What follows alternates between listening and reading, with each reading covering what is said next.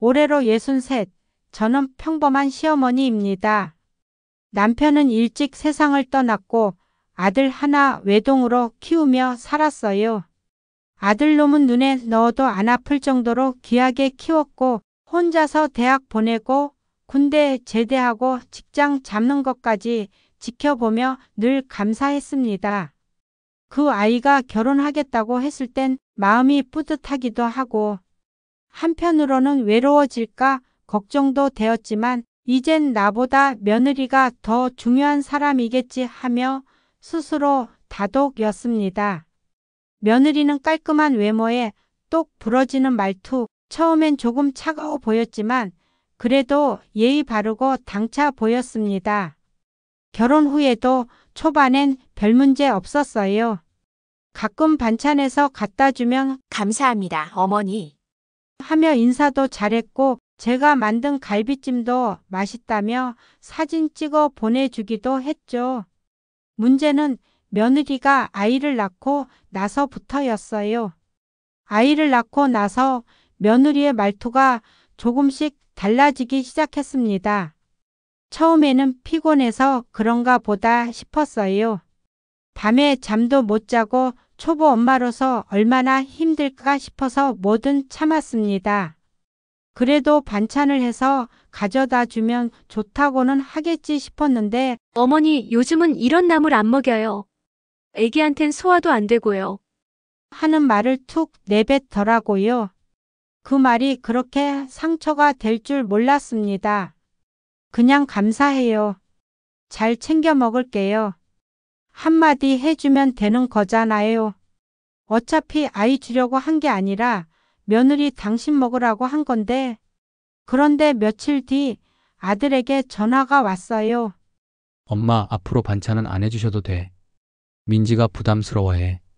그 말을 듣는데 손에서 반찬통이 툭 떨어졌어요. 열심히 끓였던 미역국 국물이 바닥에 퍼지는데 그게 꼭 내 마음 같더군요. 며느리는 점점 제 연락도 피하기 시작했습니다. 전화하면 안 받고 문자하면 내한 글자.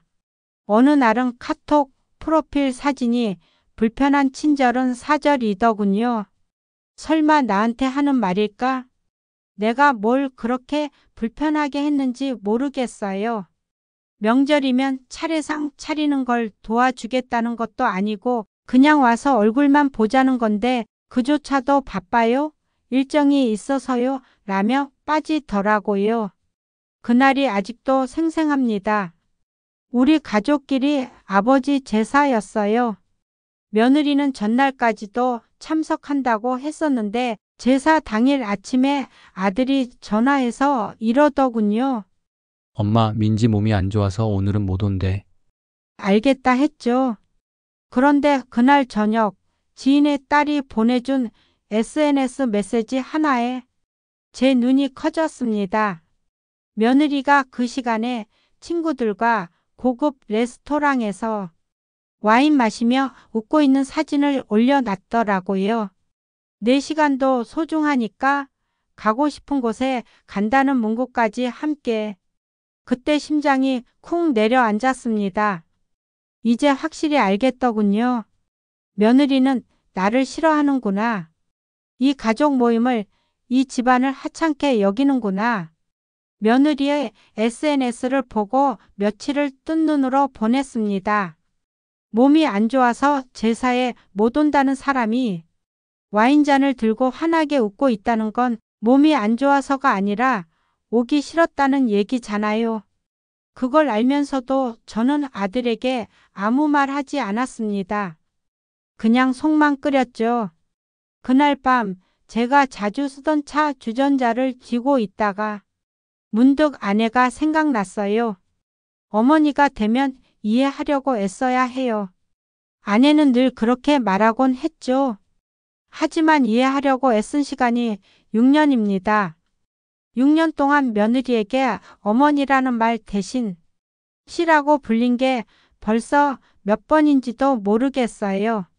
며칠 뒤 아들이 아기와 함께 잠시 들렀습니다. 아이를 보는데 너무 예뻐서 속상한 감정도 잠시 내려놓게 되더군요. 우리 손주 키가 더 컸네. 이 할머니 기억하나?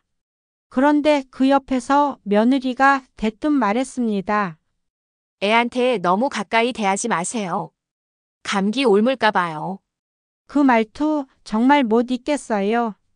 저는 그날 기분이 너무 나빠서 말없이 자리를 피해버렸습니다. 내 손주 좀 안아보겠다는 것도 며느리 허락을 받아야 하나 싶더라고요. 다음 날 아들에게 문자를 보냈습니다.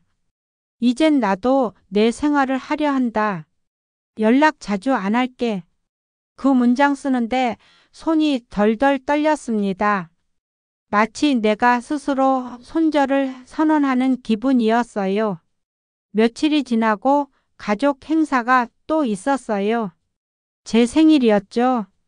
평소 같았으면 작은 식당에 가족끼리 모여서 국수라도 한 그릇 먹고 케이크라도 하나 나눴을 텐데 며느리는 안 왔습니다. 아이 컨디션이 안 좋아서요라고 말했지만 역시나 SNS에는 친구들과 카페에서 찍은 사진이 올라와 있었어요. 이번엔 참지 못했습니다. 아들에게 전화를 걸어 말했어요. 나 솔직히 이제 화가 난다. 왜 내가 이 집에서 자꾸 무시당해야 하니? 아들은 한참을 말이 없더니 결국 이렇게 말하더군요. 엄마, 민지가 엄마랑 안 맞는 것 같아. 그냥 너무 다른 사람이야. 그리고는 엄마가 너무 기대를 많이 하는 거 아닐까? 라는 말까지. 그 말에 머리가 띵했습니다. 기대한 게 죄였나? 며느리와 가까운 사이가 되고 싶었던 것, 손주를 안아보고 싶었던 것, 명절날 얼굴 한번 보고 싶었던 것, 그게 그렇게 부담스러운 기대였던 걸까요? 4. 그날 밤 며느리에게 조심스럽게 전화를 걸었습니다. 그래도 대화는 해보고 싶었거든요. 하지만 며느리는 통화도 받지 않았고 잠시 뒤에 문자 한 통이 왔습니다.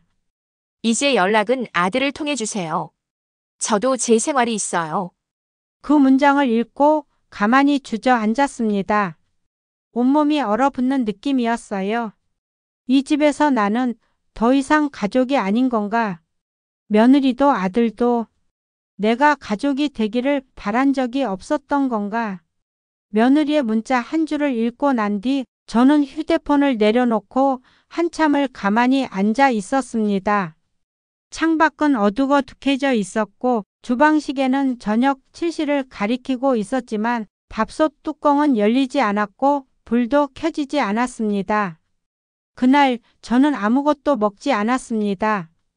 말은 참 쉬웠어요. 저도 제 생활이 있어요. 그래, 나도 내 생활이 있지. 근데 그 생활이란 게 뭔지 문득 생각이 나지 않더군요.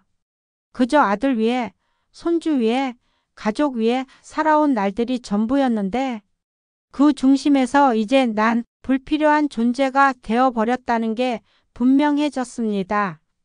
다음 날 아침 거실을 정리하다가 우연히 아내가 남겨두었던 오래된 다이어리를 발견했습니다. 가족은 서로를 챙기지 않아도 마음이 가는 존재다. 이 문장이 쓰여 있었어요. 나는 지금 내 가족에게 마음이 가지 않는 사람이 되어버렸구나. 그렇게 느꼈습니다. 그리고 그 순간 저는 조용히 결심했습니다. 이제는 나도 나를 위한 인생을 살아야겠다. 며칠을 고민했습니다. 어떻게 정리할 수 있을까? 아들과 며느리는 지금 아버지 유산으로 남겨준 집에서 살고 있었습니다. 법적으로 명의는 제 이름이었지만 결혼할 때 언젠가 이 집은 너희 것이야 라는 말을 해줬었죠. 하지만 이제는 그 말도 다시 생각해 봐야 할 것 같았습니다. 사람은 말을 믿기보다 행동을 봐야 한다는 걸 이 나이 들어 처음 배우게 될 줄은 몰랐어요. 김 변호사. 남편 생전 함께 일하던 지인이었습니다. 수소문 끝에 그를 만나러 갔습니다. 나도 좀 지쳤네. 아들 며느리에게 기대하는 삶이 아니라 그냥 조용히 나답게 살고 싶어. 김 변호사는 내 말에 고개를 끄덕이며 이런 결정 쉽지 않았을 텐데요. 하더군요. 하지만 늦지 않게 잘하셨어요. 라고도요. 그의 도움으로 진명이와 관련된 서류를 정리하기 시작했습니다. 혹시라도 추후 법적 다툼이 생기지 않도록 정확히 하나씩 정리해 두었죠. 아들에게 직접 말하기로 했습니다. 더 이상 숨기고 살고 싶지 않았습니다. 아들아, 나 이 집 팔 거다. 내가 나한테 어떤 말도 하지 않은 건 이해한다. 하지만 내 아내가 한 행동, 그 말들, 그건 정말 받아들이기 힘들다. 아들은 처음엔 당황했지만 이내 조용히 고개를 숙였습니다. 엄마, 나도 요즘 민지랑 많이 힘들어. 솔직히 엄마한테 죄송하다는 말도 못 꺼냈던 거 계속 미안했어. 그 말에 마음 한구석이 조금은 누그러졌지만 그래도 결심은 바뀌지 않았습니다. 며느리에게는 따로 연락하지 않았습니다. 이제는 말하고 싶지도 않았어요. 오히려 이 조용한 정리가 가장 정확한 대답이 될 거라 생각했습니다. 그동안 나는 며느리를 딸처럼 가족처럼 받아들이려 했습니다. 하지만 그녀는 나를 남편의 엄마라는 벽 너머의 사람으로만 대했죠. 그 벽은 내가 아무리 손을 뻗어도 넘을 수 없었던 것이었습니다. 며칠 뒤 집을 보러 오겠다는 사람들이 생겼습니다. 중개인이 조심스럽게 방문 일정을 잡자 저는 아들에게만 조용히 말해 두었습니다. 내가 집 보여줄 사람이 있다. 언제 팔지는 모르지만 알아보는 건 내 권리잖니? 아들은 말없이 고개만 끄덕였습니다. 표정엔 여러 감정이 뒤섞여 있었지만 그날따라 반박은 하지 않더군요. 아마 그도 마음 한켠으론 이 일이 이렇게까지 온 이유를 알고 있었을 겁니다. 그리고 그날이 되었습니다. 문이 열리고 중개인과 젊은 부부가 들어섰죠. 집을 찬찬히 둘러보며 햇살이 좋네요. 방이 생각보다 넓어요. 이런 얘기들을 하는데 갑자기 방 안에서 문이 쾅 닫히는 소리가 들렸습니다. 며느리였습니다. 아들이 오늘 집에 손님이 온다는 걸 말해두지 않았던 모양이에요.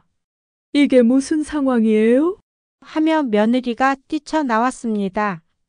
얼굴은 벌겋게 달아 있었고 눈엔 논란과 분노가 가득했습니다. 지금 이 집 파시겠다는 거예요? 아무 말도 없이?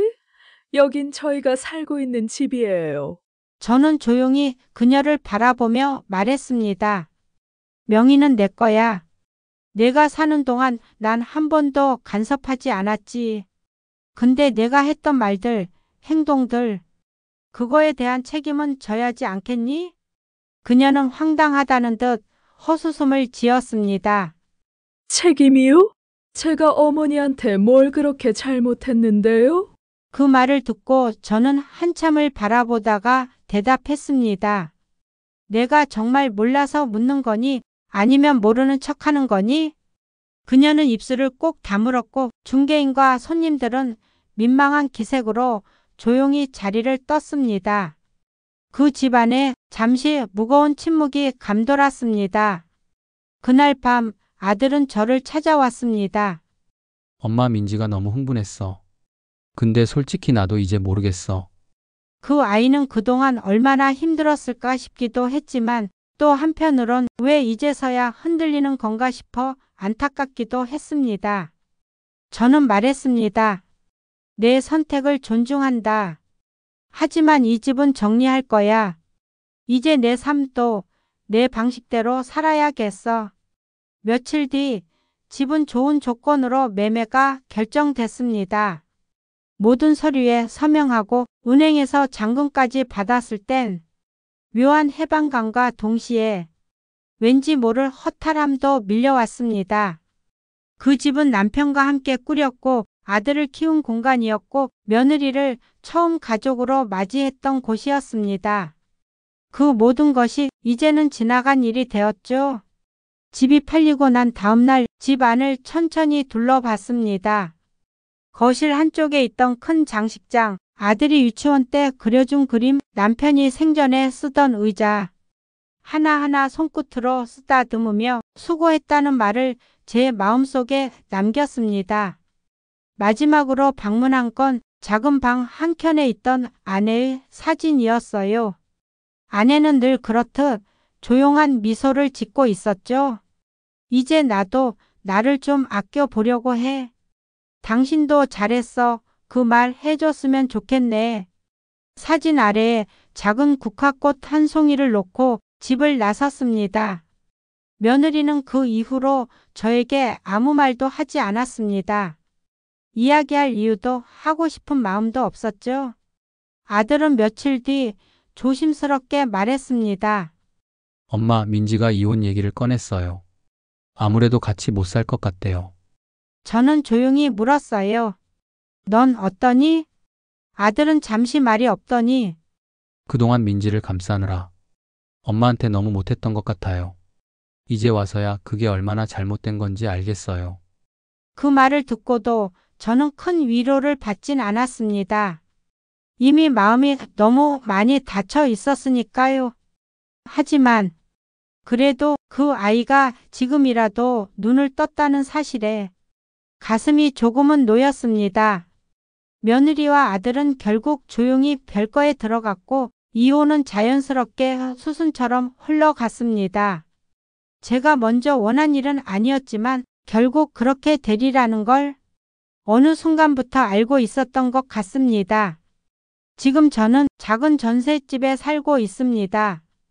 평생 살아온 동네, 익숙한 시장, 오래된 약국, 그리고 아침마다 들리는 라디오 소리와 함께 혼자 마시는 따뜻한 커피 한 잔.